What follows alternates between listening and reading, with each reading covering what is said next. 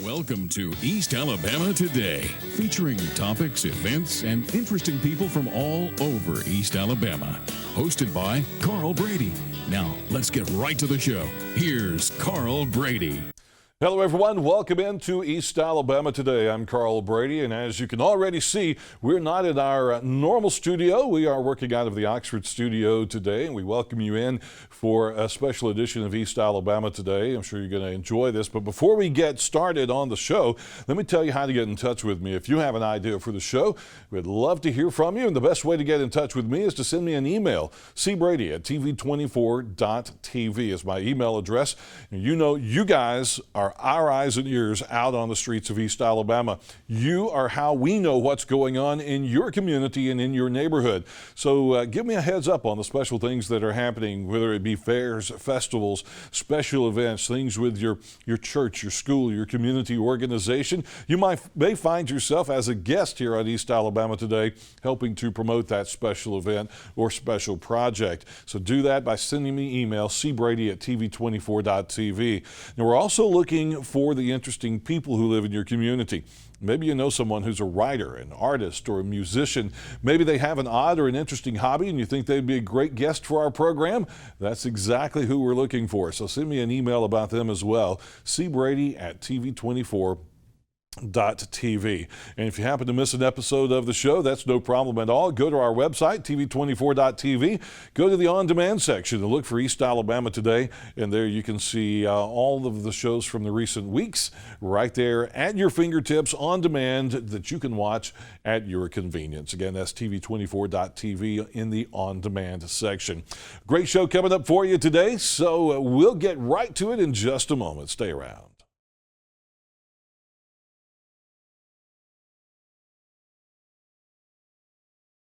Welcome back into East Alabama Today. Again, I'm Carl Brady, and as I mentioned, we've got a big show for you today. I know you're going to want to hang around for this as we welcome to our TV24 studios, Congressman Mike Rogers. Congressman, welcome to the show. Good to be with you. Great to have you here in town. I know you try to come home once a month, spend a few days as much as you can, talking to your constituents, visiting places all throughout the 3rd District. Yeah, I've got 13 counties that I represent, and the way Congress is scheduled, and it's been this way since 2011, we are in session 3 weeks out of the month, and in the district 1 week out of the month, every month.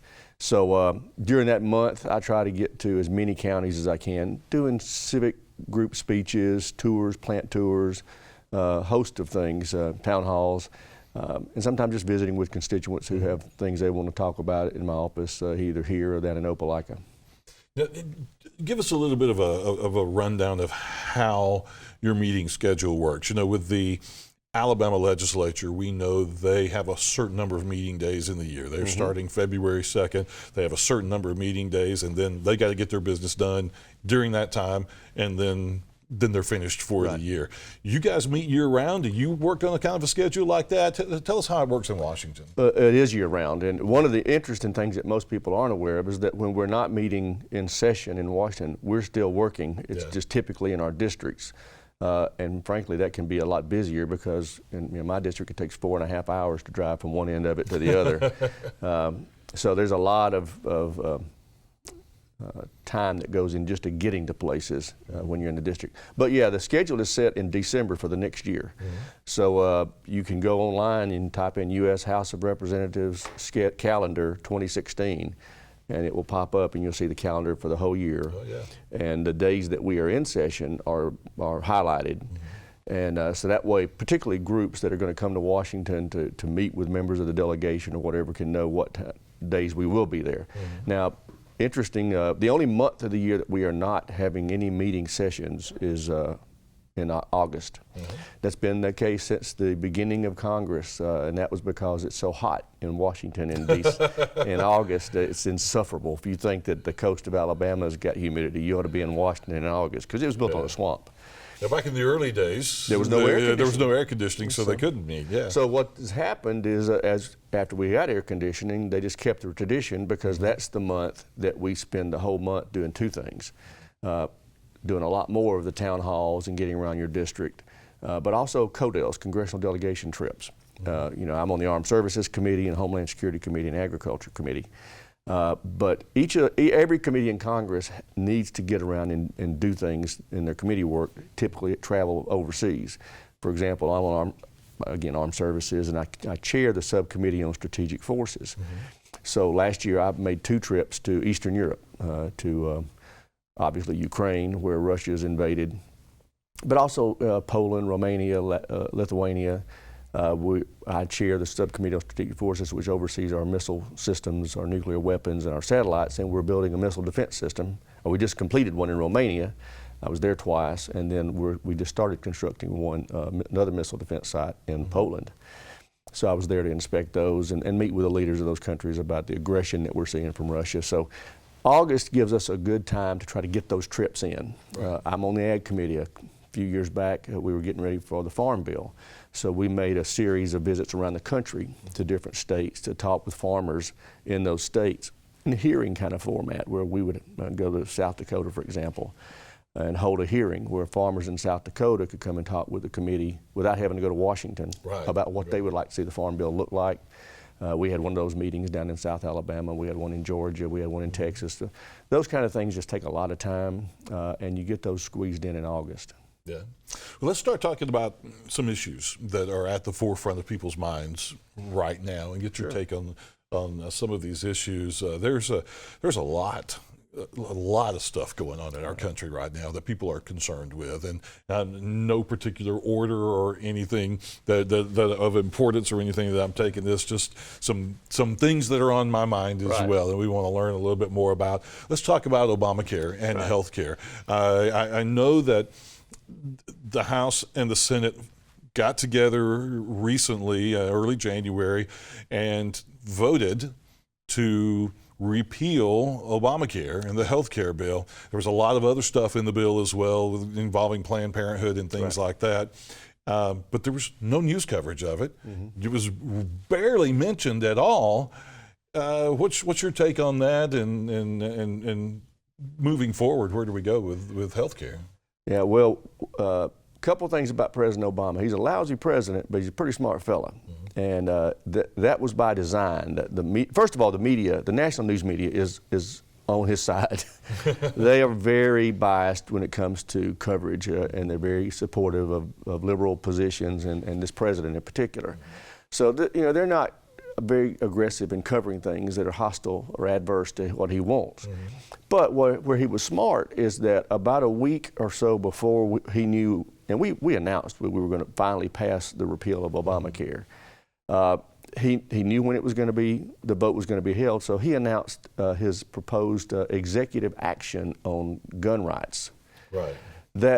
And he knew to do that, to make that suck all the oxygen out of D.C. and the media coverage, because every time he even suggests tightening Americans' rights under the Second Amendment, the public goes nuts, and rightfully so. And so he did that by design. This executive action he proposed was much ado about nothing, but it didn't matter. It sounded like he had the power to do it, and it was something substantive. And when he announced it for the next 2 weeks, that's what the coverage was all about. It covered up everything else. And it covered up the repeal vote, the repeal vote. And in fact, he then vetoed it like he said he would, and it got very little news coverage. Yeah, I've read opinions that you guys, the Republicans in Congress, you knew it was going to be vetoed, and this was just an empty gesture so that you can go back home and say, well, we voted to repeal it, but it's the president's fault. He vetoed it. There's nothing we can do. How do you answer that? Well, I tell people, we have voted in the House since January of 2011, almost 60 times to repeal, successfully voted to repeal Obamacare. Just never could get through the Senate until we got control of the Senate. And finally we came up with and we still don't have the 60 votes it takes to get over cloture. But they finally came up with a novel way to do it with a simple majority, and that's what we did earlier this month. But we were very upfront with people all along that the president has said he would veto it, and we don't have the votes to override it, so even going through this is an empty gesture. But the public kept saying, we want to see you do it anyway. We want, and I think they wanted to see if we could. And plus, the public's just mad. They're mad about health care, and they want to see something happen. Exactly. So, but the good news is, and what I do talk about since we've passed it, is we have demonstrated to the American people now that we will vote to repeal it. All they've got to do now is give us a Republican president that will sign it. Because the president has vetoed it. We're going to have an override vote next week. It'll be unsuccessful because it takes 290 votes in the House to override a veto and 67 in the Senate. There is no way we can ever get those kind of numbers. So, and by the way, the Constitution was designed to make it hard to override a veto. It was not supposed to be an easy thing.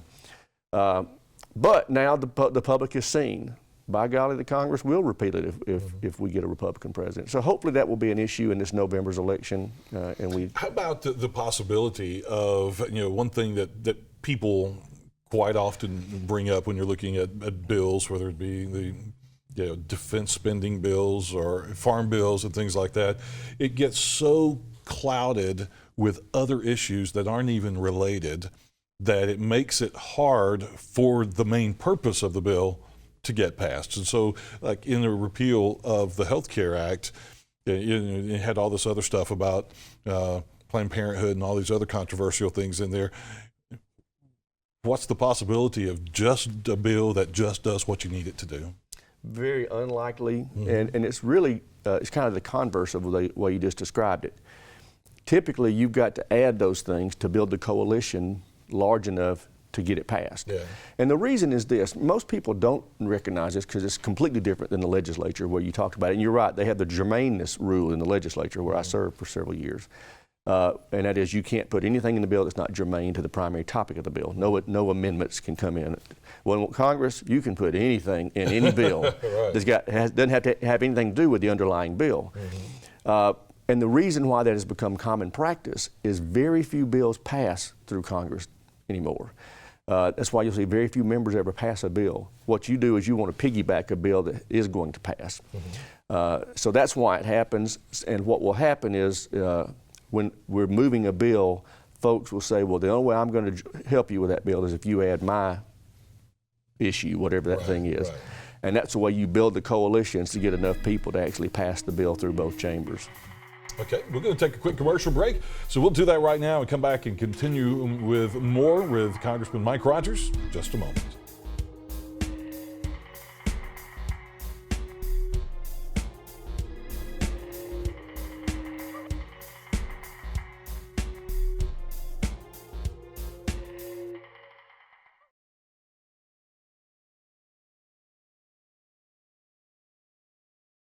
Welcome back to a special edition of East Alabama Today. Congressman Mike Rogers is my guest, and we're talking over some of the issues that are of importance around the country and especially to Alabamians here in the 3rd District of Alabama. And we've been talking about health care and things like that. But let's move on to another topic, Syrian refugees. That's something that is in the news every day. Many of the governors around the country have said, we don't want them coming to our state. Federal government says you don't have a choice. We're going to send them there anyway.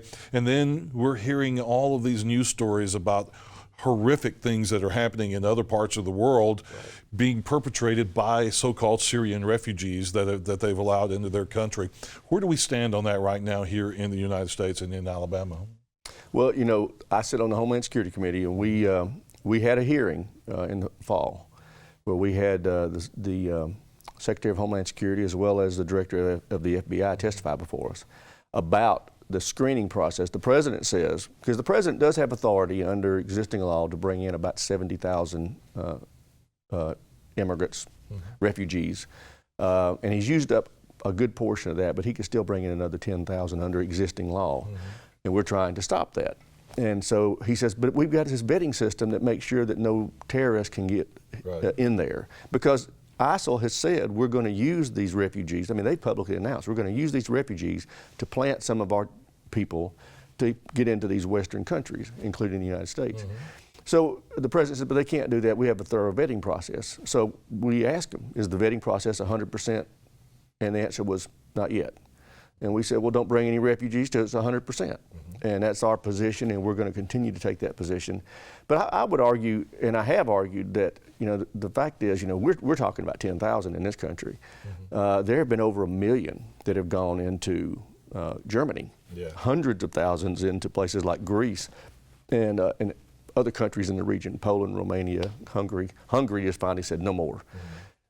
But I don't think that we should be receiving any of these refugees. The fact is, we want to be humane, and we're a very generous country. Yes. But I think what we should be doing is building more of these temporary cities around Syria, in Jordan and other countries, Turkey, in the region, where the people who are fleeing for their safety have a place to stay that's safe, and they can get health care and have housing and food.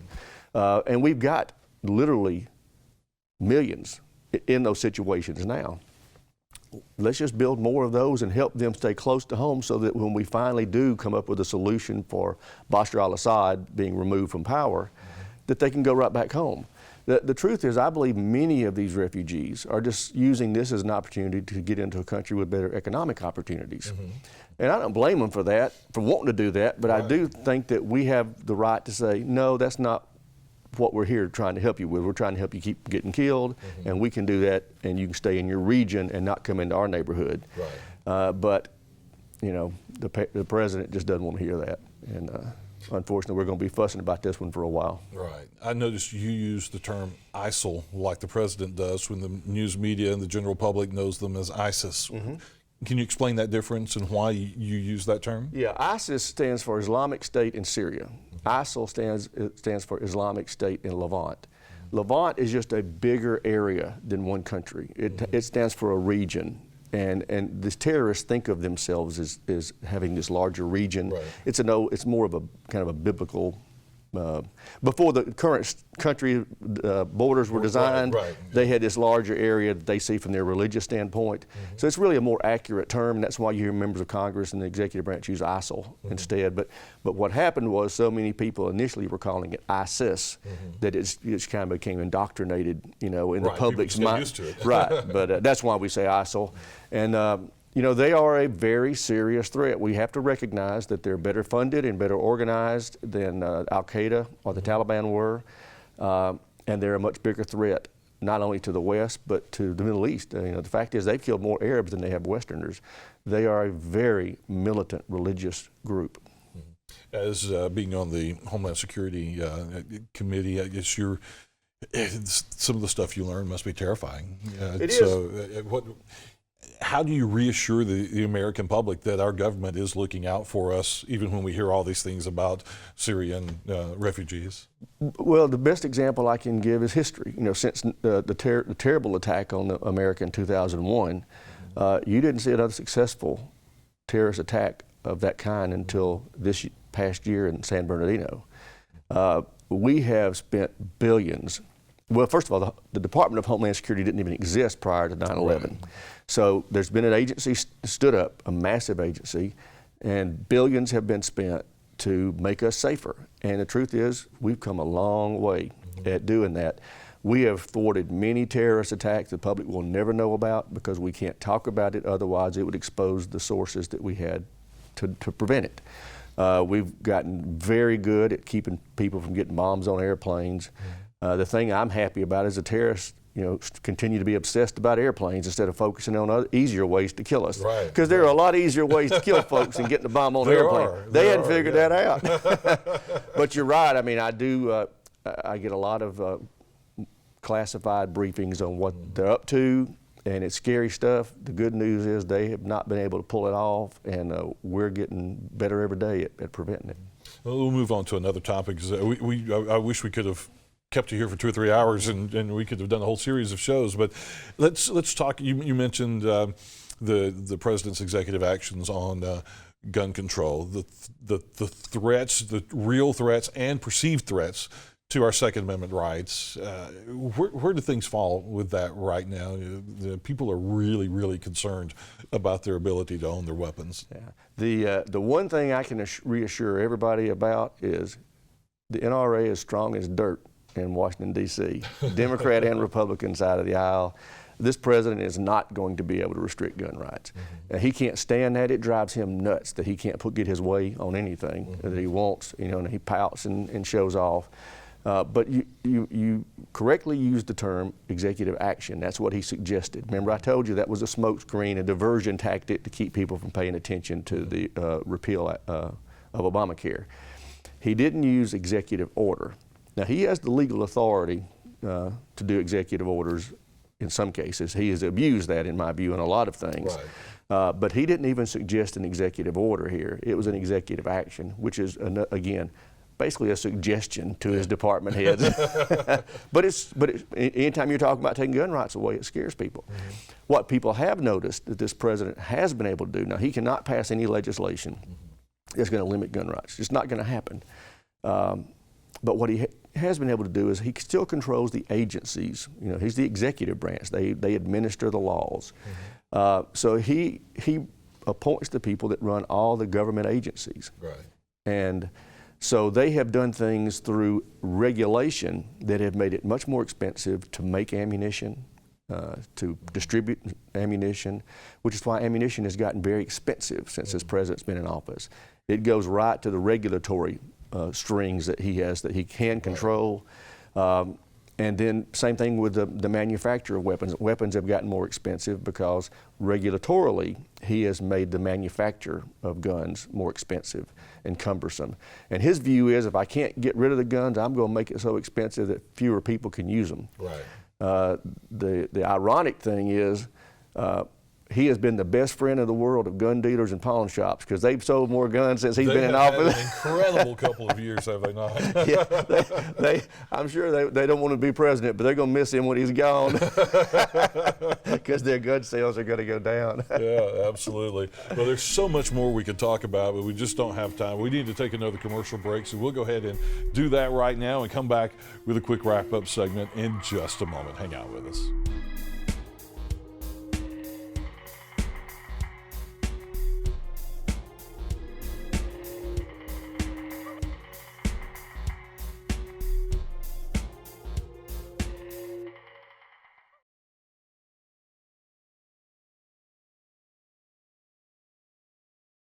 Our final couple of minutes with Congressman Mike Rogers. And Congressman, let's tell me a little bit about the best ways that your constituents here in the 3rd District can get in touch with you. If they want to share their thoughts, their ideas, ask questions, how do you get in touch with a congressman?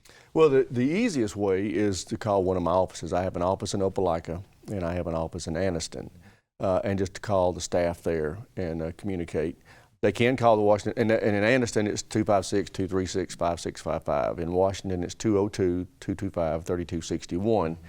But I would urge people that when they want to contact us, I wouldn't write letters. Emails are great, but if you write a letter, it takes about 18 days for it to get to me. I saw that on your website. That's because, you know, several years ago there was some folks sent some poison or some chemicals to some members of Congress trying to kill them. I forgot what it was, but after that, now all the mail has to be radiated. So they have to send it out to Maryland. They radiate it, they cut the ends off and make sure no powder's in it. It's just so people will think I'm just ignoring their letter because it takes me almost 3 weeks to get the thing. So either email, telephone, or fax. And I would urge people, we have an e-newsletter. You can go to my website, U.S. Official website. And it's obviously Congressman Mike Rogers of Alabama. And there's a link on there to sign on to our e-newsletter. We send it out about once every 10, 12 days. It's kind of just an update, right. But there's a way for you to reply to that. Say you agree, disagree. We pay a lot of attention to that feedback. So I would urge people to either email me or sign up for that e-newsletter. All right, sounds good. Congressman, thank you very much for being with us on East Alabama Today. Folks, we thank you for joining us as well here on East Alabama Today. Hope you have a great day, and we'll see you again next time.